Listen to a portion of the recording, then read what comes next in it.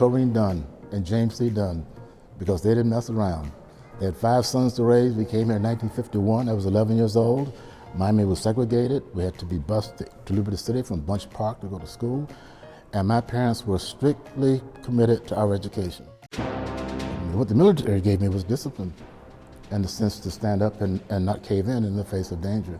Back in the 70s, I went to libraries around the state, and including our own community, looking for stories about black Floridians, black Miamians in particular. Most of what you would find about black people in Miami in terms of our history would be that we were domestics, we were laborers, we built the railroad, we built the hotels and all of that, but you don't get the context in which we lived at that time.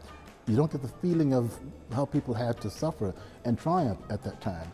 We have a long history, going back to 1804 when the first slaves were brought here. I spoke at a black high school last February and asked the students, how many of you know who Arthur McDuffie was? Not one hand went up. Not one. 1,000 students, not one hand went up. That was 42 years ago.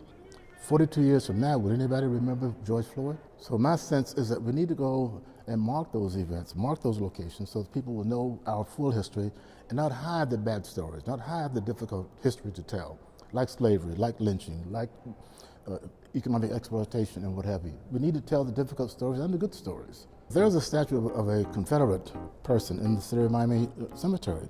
A Confederate person is displayed there. I was asked, should that be taken down?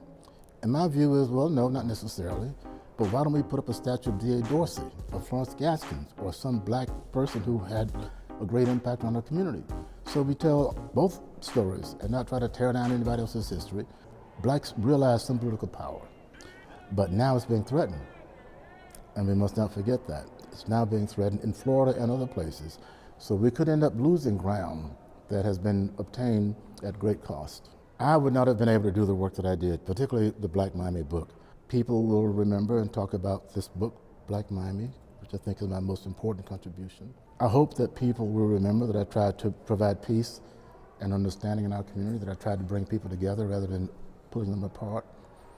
And I hope that people will remember that I cared about kids, that I started a school because I cared about kids, that I was involved in the lives of children. I appreciate Dorothy because she has saved so much of our history.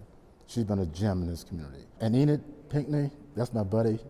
I just love her because look at what she's done with the Hampton House. How would that have happened without Enid? Arver, she inspired me so much. Paul George started me in my interest in black history. I was reading his work in the 1970s. So all of these folks are my heroes and heroines. I'm glad to be on the same stage with them.